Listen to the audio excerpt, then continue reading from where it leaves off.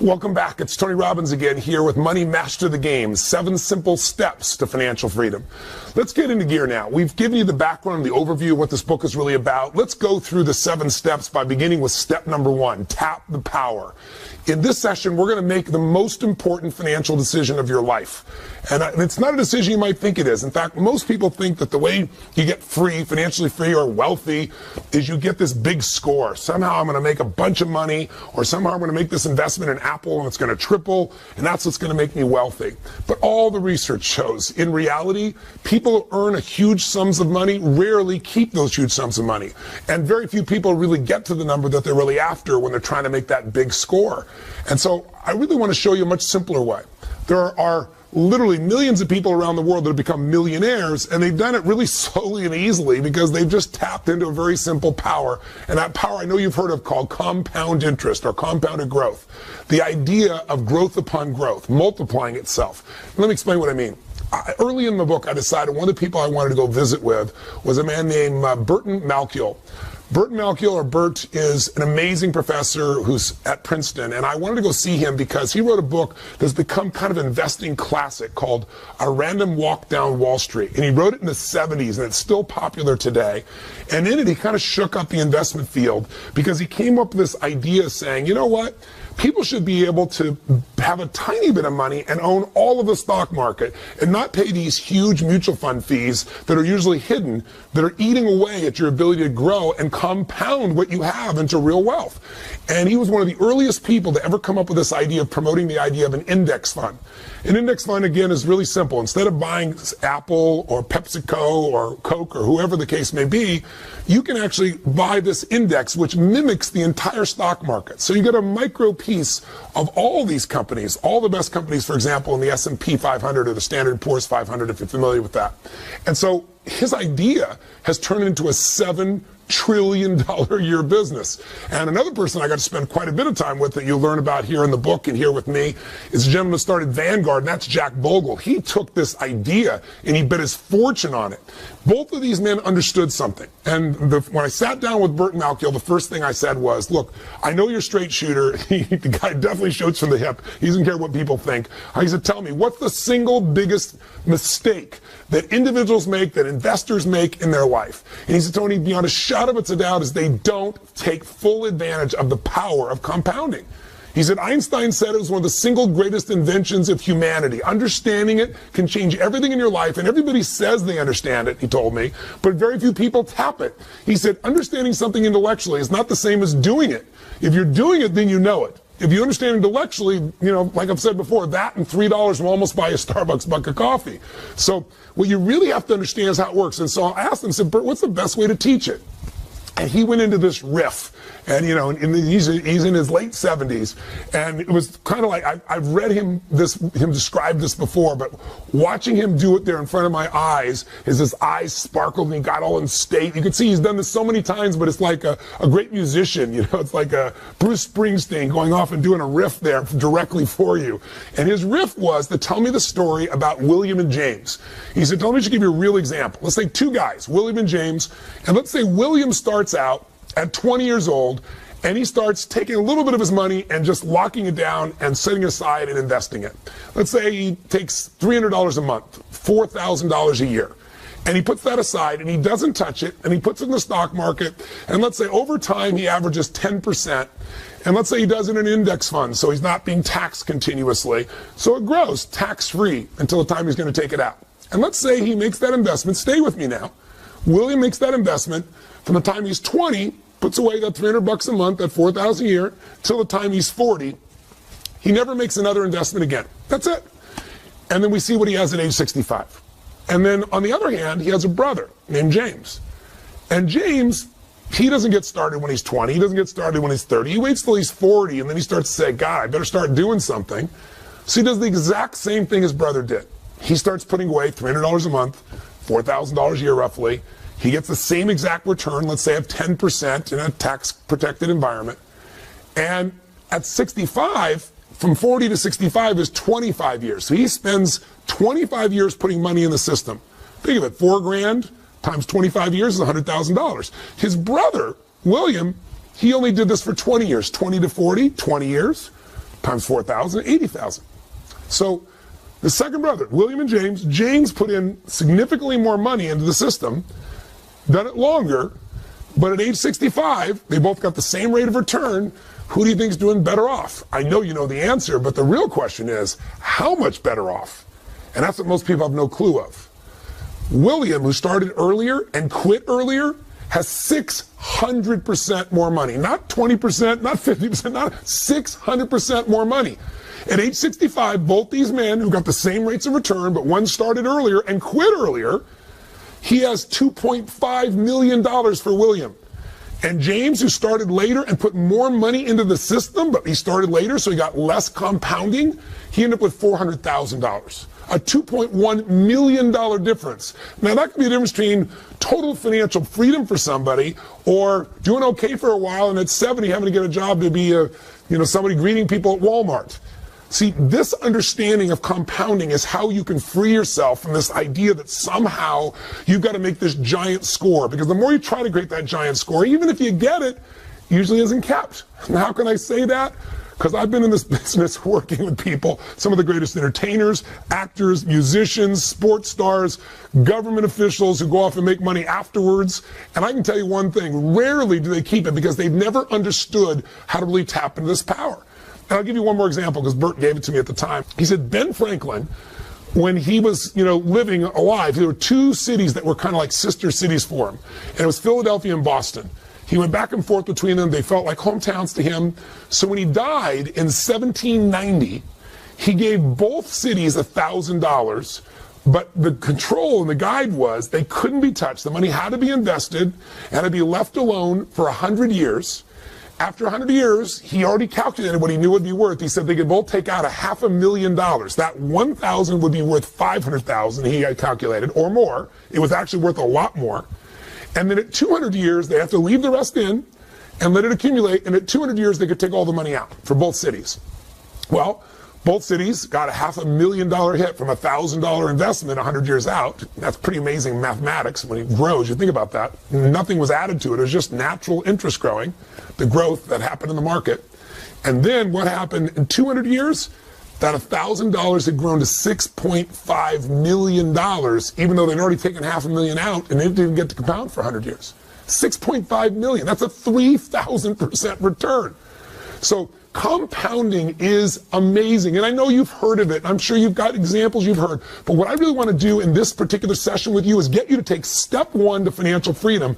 And that is to start tapping this power. And the way you're going to tap this power is give up the illusion that you're going to get this home run. And I'll help you with a home run. We'll use a metaphor. How about Curt Schilling? Boston Red Sox. If you're a sports fan, you know about this man because he went to 2 World Series. Brilliant man. He made $100 million in income. $100 million. Now check this out. How much does he have today? He's bankrupt. In fact, he's not only bankrupt, he's upside down $50 million. How's that possible? Because when people make huge sums of money, no matter how much money we make, have you ever noticed that we seem to find a way to spend it? And you say, that's impossible. But when you make that much money, you buy yourself a business or you buy an island, and guess what? You can be upside down so quick it makes your head spin. How about, if you're old enough, maybe you remember L.A. Confidential and the woman who won the Academy Award for that, Kim Basinger. Or maybe if you've really been around a while, you remember 9.5 Weeks. She was the highest paid actress of her day. She was getting $10 million a movie at a time when no one ever dreamed of those kinds of numbers. But guess what? Today, she went through bankruptcy. She bought a little town, I think $20 million in Texas for a town, made some bad mistakes, and went bankrupt. I could give you a list that'll make your head spin. I mean, some of the greatest people that found themselves, if not bankrupt, completely busted. People like Willie Nelson, Marvin Gaye, Francis Ford Coppola, who did Godfather, for God's sakes. These are people that made more money than most people ever dream of. Or how about Mike Tyson? Mike Tyson made $500 million in prize money. He actually earned $500 million and then went bankrupt. In fact, he was upside down $27 million. Michael Jackson reportedly had a contract for almost $1 billion, and he couldn't make the payments on his ranch, the Neverlands Ranch, of $25 million. And after he's passed away, people have made a fortune, like a lot of artists. But at the time of his death, things are pretty rough. So it doesn't matter how much money you have. In fact, most people describe what happens with, let's say, a fighter, even somebody as brilliant as Money Mayweather, brilliant guy, unbelievable fighter. But you know, if you talk to nobody less than 50 Cent, his former friend and partner, he said, let me tell you what he does. He goes out and he fights, he gets the money, he spends the money, and then he fights. He said, and you know, he carries around a Louis Vuitton bag full of literally $1 million in cash, just in case anything special happens he wants to take advantage of. So, God forbid if something happens to this man and his ability to fight, he could be in real trouble. We can't do that. And it's easy to make fun of somebody else and go, well, look at what they're doing. But don't most Americans really, like, instead of fight, say work, earn the money, spend the money, work? That cycle is the worst cycle on earth, and that's a cycle I want to get you out of right now, today, by tapping the power and making step one the most important investment decision in your life. So what the heck is it? Well, what if you decided that you were no longer going to be a financial trader? What are you talking about, Tony? I'm not a financial trader. I don't invest in stocks. I don't do that stuff all day long. Most Americans are financial traders, even though they don't think of themselves that way. Why? Because if you're trading time for money, you're making the worst financial trade in the world. Your goal, and the goal I have for you with this book, is to make money your slave. You want money to work for you, so you don't have to. Until that happens, you'll always have some level of uncertainty or fear or stress or insecurity, because there's only so many things that can happen that mess up your income flow, and you're in trouble. What would it feel like if you could build what I would call a money machine? Something that made money while you slept. Something that literally every day of your life, even if you weren't working, could provide you an income without ever having to work again.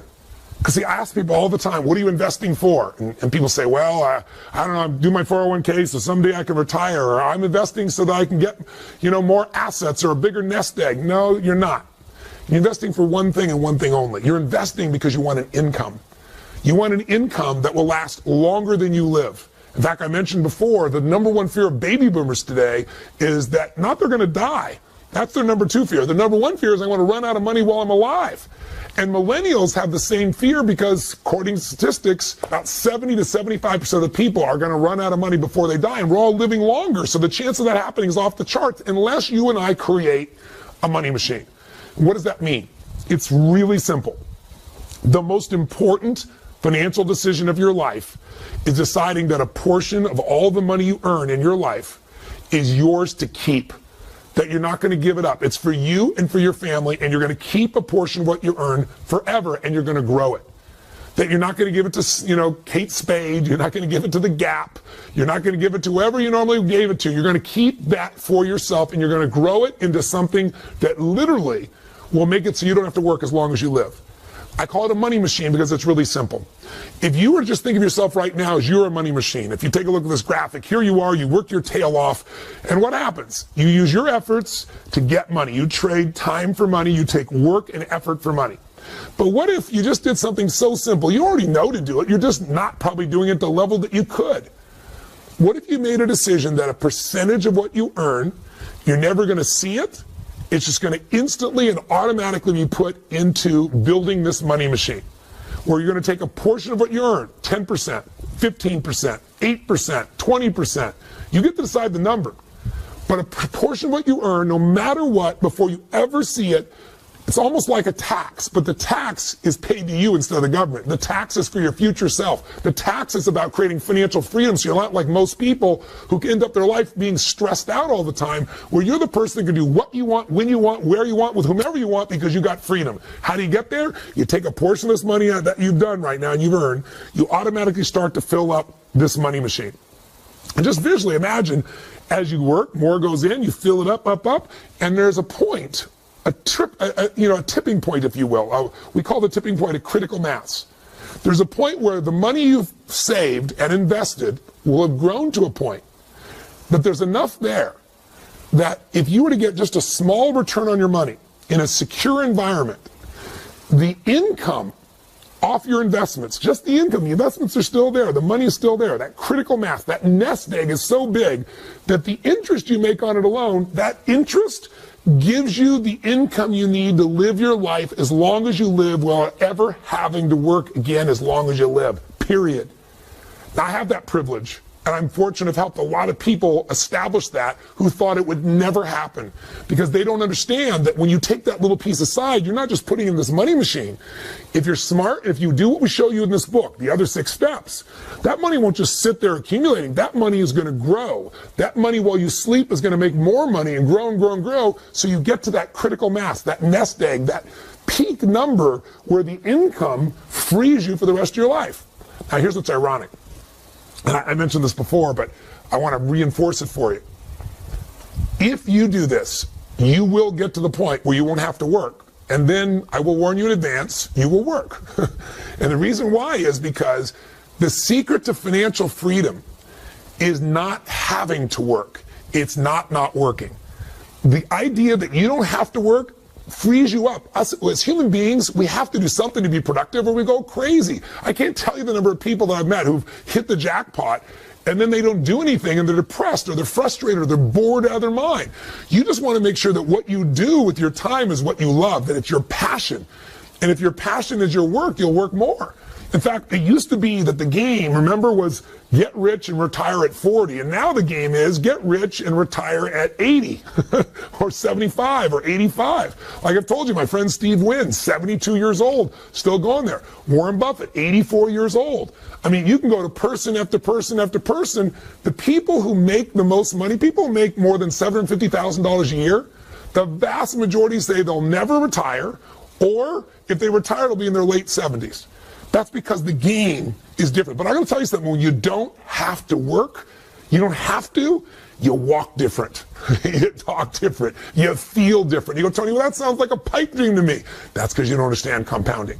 Because you're looking for that big score that hopefully someday you're going to get, when really, truly, if you were William and not James, and you took a little bit of money and set it aside, and you just let that grow through time, you can have millions of dollars for yourself. And I'm going to show you how to make sure to maximize it. I'm going to show you how to make it more tax efficient so you keep more of that money. I'm going to show you how to diversify it so you protect it. I'm going to show you what I've learned from the best people on earth, but none of it is any good if you don't decide on a specific number that you're going to automate to make this happen.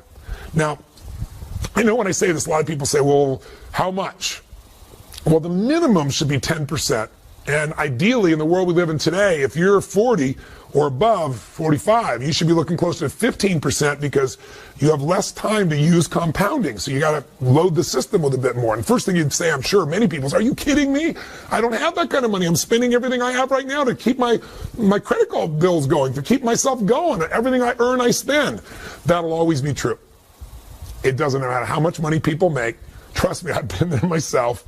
You know, I went from barely surviving, trying to figure out what to do, to earning extremely well, and then barely surviving because I overspent. And I mean, it's just the nature of human beings. Our vision gets bigger, we have more resources.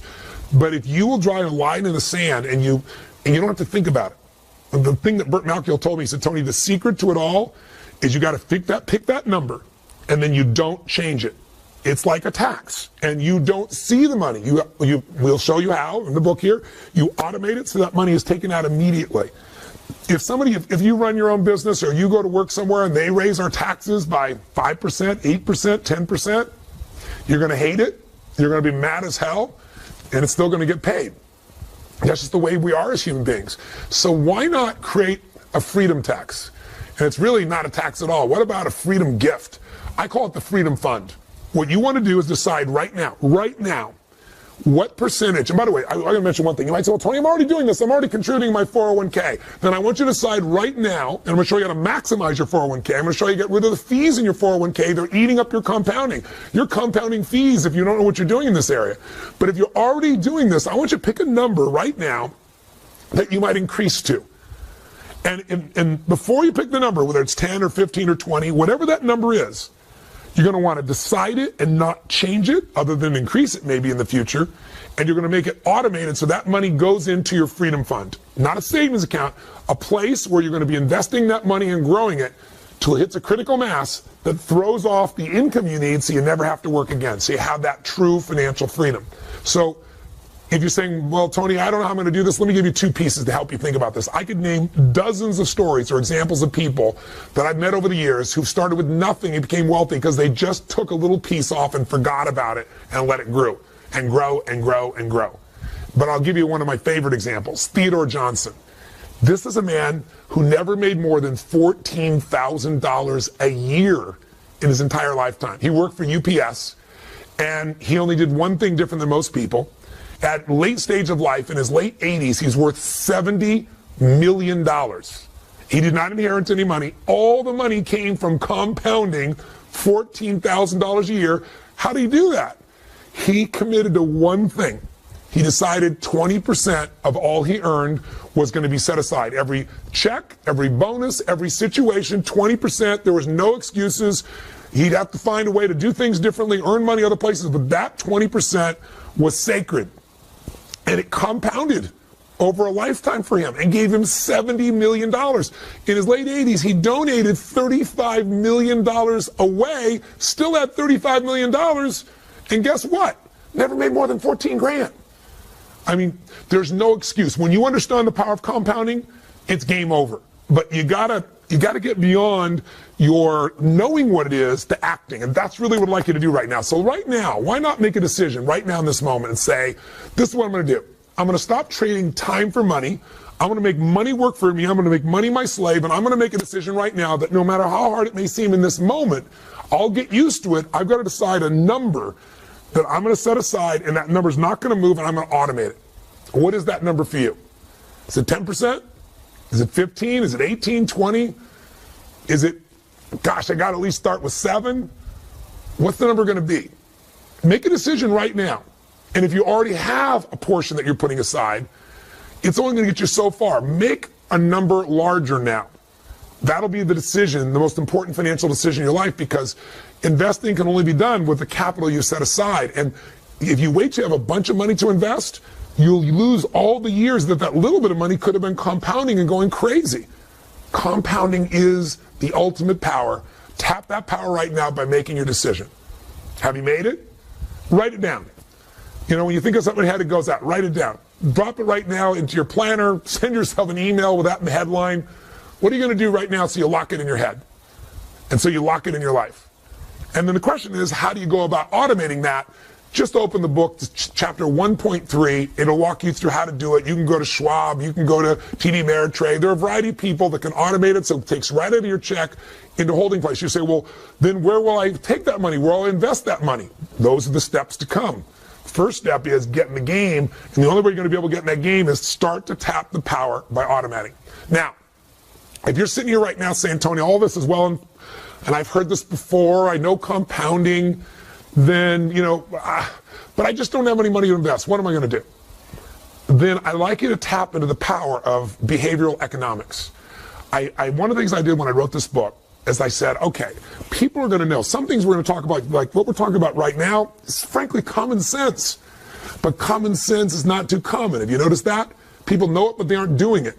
So I said, I want to get people to do it. So I went and met with a whole series of Nobel Prize winners of behavioral economics. And the behavioral economists are guys that spend their entire life, and women, focusing on what is it in human nature that makes us screw up financially? And what technique can we use to get beyond our minds so that we don't need discipline and we automatically get the right results? What these behavioral economics experts do is they basically studied human brain and human nature, and they try to figure out what is it in our nature, the way the human brain works, that makes us make the wrong decisions when it comes to finances. And one of those things has to do with the fact that, you know, we want these things, we give more value to things that are immediate than in the future. Like what is in front of you right now seems more real than 10 years from now, even though 10 years from now you're going to get there. And if you don't do something now, it's going to be painful. And so a lot of these experts have figured a way to get around your own nature with these little behavioral tricks. So it doesn't take discipline to make it happen. So for example, Shlomo Bernartzi, who's from UCLA, and Richard Thaler from Chicago, both came up with a brilliant system called Save More for Tomorrow. Let me explain how it works. So if you right now say, Tony, I know I've got to save. I know I've got to get, I've got to start tapping the power of compounding, but I'm spending every dime I have and there's no way out. First, bullshit. I'm sorry, but it's got to say bullshit. You can find a way. If it's your entire life and future depends upon it, don't accept that. We all get what we tolerate. There's a way to find it. There's something to cut. There's something to create. There's some way to add more value. We'll get to that later. But with this system, what they said is, look, if I said to you, next week we're going to meet and we're going to have this meeting would you like to have some fresh fruit or would you like to have chocolate cake? When they do this research with students, about 80% of the people say, no, I'll have some fresh fruit, especially in an environment that is somewhat health-oriented and so forth. But when they get to the meeting a week later, exactly the opposite, 80% reach for the chocolate, the chocolate cake. So it's always easy to diet in the future. And similarly, when I say you got to take some money today and invest in it, your brain says, oh, I don't have any room for that, there's no time for that. So what Shlomo and his partner Thaler did is they said, what if we let people save more tomorrow? What if you said to people today, make a commitment today that when you receive your next raise of any sort, that raise will then be put aside for savings in your freedom fund and to building your financial future. And interestingly enough, most people are saying, I'm willing to do that. I can't do it right now, but I'll do it in the future. And as a result, if you do this program, and I explain it in the book in more detail, but just the highlight note is you can go to your HR department and you can let them know. For every raise you get, you're going to take out X percentage. I'll give you an example. They took a group of people in the Midwest who were blue-collar workers with no room to be able to save. These are people that said there's no way. So both Shlomo and Thaler together said, you got to save 3.5%. Anybody can save 3.5 cents out of $1. You've got to do that. So they all agreed. They said, but then you're also going to be used to this formula of save more for tomorrow, which means every time you get another raise, another 3% or 3.5% is going to be set aside. The most crazy thing happened. This group of people went from saving nothing or 3.5% to saving 14% on average. Now, when you start saving 14%, it's a different universe. You're going to start compounding. Get this, 65% of these blue-collar workers who never saved anything in their life were saving 19%. Now, when you start saving almost 20%, that's what made this man with $14,000 a year end up with $70 million. That's the power of compounding activated. So here's what I'm going to say to you. There is a way. And if you say, Tony, well, but there isn't. Okay, I'll agree to do this in the future, but what if I don't get a raise? Well, if you don't get a raise, I'd say to you, learn to become more effective. I always tell people, find a job where your raise becomes effective when you do. Either own your own business, get yourself in sales, do something where you have some control, or start a little business on the side. We can talk about those things later, but for right now, let's pretend you can't get any more money anywhere. How could you still do it? You can save and get that money to invest. Save something you're spending money on. How about this? Take one night a week and don't go out to dinner. Order a pizza in, watch a movie at home instead of going out to the movies. You'll save at least $40. In the world we live in today, probably a bit more than that. If you save $40 a week by just having a pizza, not going out for dinner on one of those nights, or not going out spending that money, $40 a week sounds like so small amount. But if you took that money and you put it in your freedom fund, and you grew it at 8%, and we're going to show you some people, for example, in this book, who've averaged over 75 years closer to 10%, and with very little risk up and down. But let's say you averaged 8%, and you left it in there for 40 years. You know, you're 20 years old, you're 25 years old, you're 30 years old even. Plenty of time. Do you know what that money turns into? $40 a week? That's almost $2,000 a month. 80% compounded turns into $500,000 by itself. See, the money's going to get spent. The only question is, are you going to compound it in something real, or are you just going to throw it away? The real goal in step one here, tap the power. If you want to say, what's the first step of these 7 steps that are going to get you financially free? You tap the power by stop being a consumer and start to become an owner. That's what you are when you decide to invest. You become an owner in American business or world business. And when you own businesses that are growing, you get to grow with them. And as they compound in their value, you get to compound what you have in your ownership of them as well. So you've got to become an owner, and you've got to become an investor. And the only way you can do that is decide on a percentage you're going to set aside. Now, you can use save more for tomorrow, start with a small amount and build up. That's such an easy way to do it. You can just say, boom, I'm going to start with 15 right now. But you got to make sure that it's automated. And if you're still saying, okay, all this is wonderful, but where do I come up with this money? Well, let's take something. You've all heard people talk about their Starbucks strategy, stop drinking Starbucks. I think a lot of you are going to still drink your Starbucks. It's pretty addicted. But I'll give you a simple one. How about bottled water? You know, I come from Fiji. I have a home in Fiji, and Fiji water is very popular around the world. I don't know what bottled water you drink, but almost everywhere you go, nobody drinks out of a tap, and I think for damn good reason. But there's an alternative to the tap. It's called filters. Filters cost almost nothing, and they don't waste all the plastic. Do you know the average person, if they took 2 drinks of bottled water a day, it's the same as your pizza, right? 2 drinks a day, just think of it, over 30 days, check it out, 60, right, times $2 each, and you start going, I got myself $120 a month. You know, if it's 3 bottles of water a day, that's $180 a month. $180 a month is going to get you past that, get you in that $2,000 range again. How about you just drink filtered water, get it filtered at home? How about you get yourself, we have in our home here, these plastic bottles that you keep reusing, that they don't leach plastic also, so you're not polluting your body. And by the way, did you know a plastic bottle, sorry to get all eco on you right now, but did you know one plastic bottle takes on average 450 years to break down? I'm living here on the ocean, and almost every day there's some plastic that'll get rolling in here, and some of it's been out there for 50 years, and it's still coming back ashore. It's insane. We're living in a way that makes sense. We're using all this fuel to bring the water from someone else when you could filter it right here. How about you save yourself that money and put another $500,000 in your pocket through time? Just another way of thinking about it. In fact, if you're trying to figure out how the heck do I ever get the money to invest in the first place, I'd say there's a couple places you could look, and I'll wrap this video up. One, you could certainly find some things that you're currently spending money on that no longer give you joy. A friend of mine I wrote about in the books, the lady here she finally figured out she was spending so much money on her car. It was an old car, and the fixing in the car and the fuel in the car. With financing, she'd go buy a brand new car. She went and bought a brand new Cherokee white pearlescence Jeep. She had this giant smile on her face. She'd only been through like 5 chapters of the book, but she figured out, you know what? For the money I'm spending, I could have a much better quality of life. And she was saving money also that she now put in her freedom fund to invest. In other words, money she was spending on the car, she got a better car, and the savings were now creating for a financial future where she wasn't the money machine anymore. Her freedom fund was going to become the money machine. You follow me? So there might be some things you could cut. There might be some things like water or bottled water you're not losing anything. In fact, you get something better for yourself and less wasteful. So that's one approach. Another way is to find a way to earn more. And I'll show you in the book, we'll go through a section where I give you 5 little mini chapters. How do you save more? And I show you all kinds of examples so you have this money. I show you how you can earn more so you can speed up the process. And you say, but Tony, I can't earn more. I'm a school teacher. Well, I have the same mentality. My mom, when I was growing up, she wanted me to be a truck driver.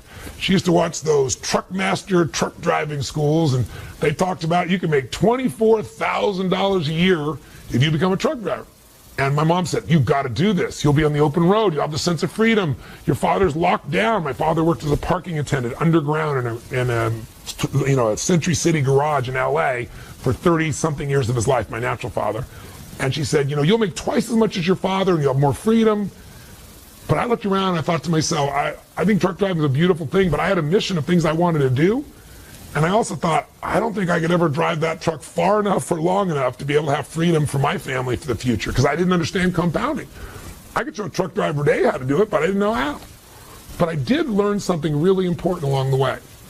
I was 17 years old, and I went to meet this man. Didn't go meet him. I went to attend a seminar by a man named Jim Rohn, who later became one of my first mentors.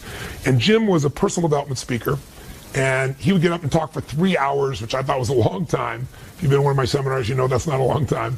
And he would share these tools and philosophies of how to improve your life and a few strategies. And I was very touched by him. And the very first night I met him, he said some things I never forgot. He said, you know what? Everybody wants life to change, but for your life to change, you have to change. For things to get better for you, you've got to get better. And he said, instead of complaining about how you don't have the money and how things aren't fair or going on a strike, he said, rarely will that get you. Strikes will get you pennies of improvement.